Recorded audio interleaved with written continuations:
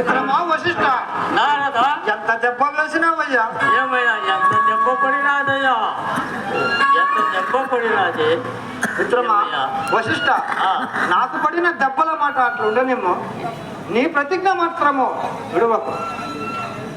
ఆ విశ్వామిత్రుని అడుగుము. విశ్వామిత్ర, ఇప్పుడు ఊరికే వాక్కోదం ఎలా? ఆ యయాతిని భస్మము చేసేదని చెప్పితేవి కదా, అట్లు భస్మము చేయకపోతే నీ ప్రతిజ్ఞ ఏమిటో చెప్పవయ్యా? ఏమి భయం లేదు.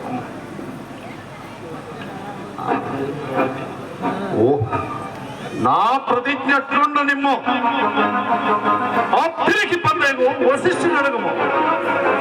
వశిష్ట, నారదా నీ ఆశీర్వాదము చేత యయాతిని కాపాడబడు నేను చెప్పితేవి కదా, అట్లు కాపాడకపోతే నీ ప్రతిజ్ఞ ఏమిటో చెప్పవయ్యా? నారదా ముందు హరిశ్చంద్ర విషయంలాగానే పట్టుచున్నాడు కదా, అయినా చెప్పేదను వినుము.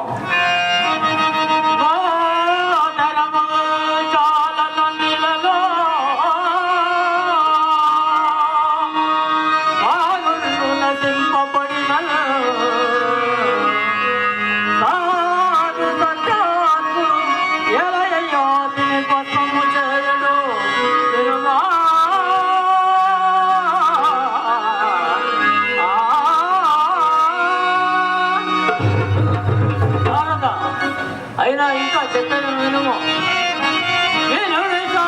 తమ్ముల నీళ్ళలో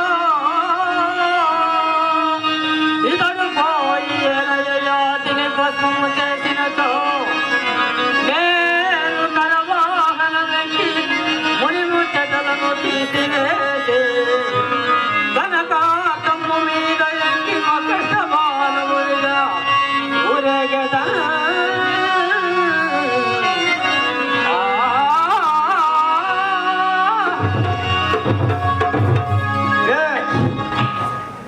పట్టితే ఇలా ఉండాలి.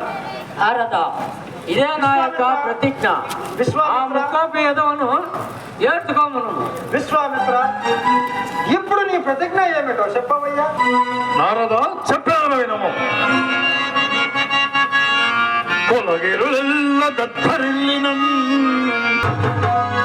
ఓరి వశిష్ఠ, ఓరి విశ్వామిత్ర,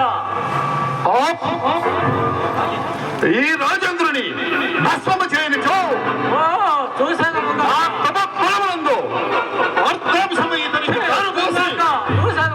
సంవత్సరములు రాజ్యమేలించదా. ఇది నా ప్రతిజ్ఞ. రాజా నువ్వేమి భయం చెందక నిర్జీతక రాజ్యమునకు పొమ్ము. బ్రహ్మర్షి చంద్రమా. నారదా నేను ఇంకా వెళుతున్నానయ్యా. అలాగే. ఓరి యయాతి,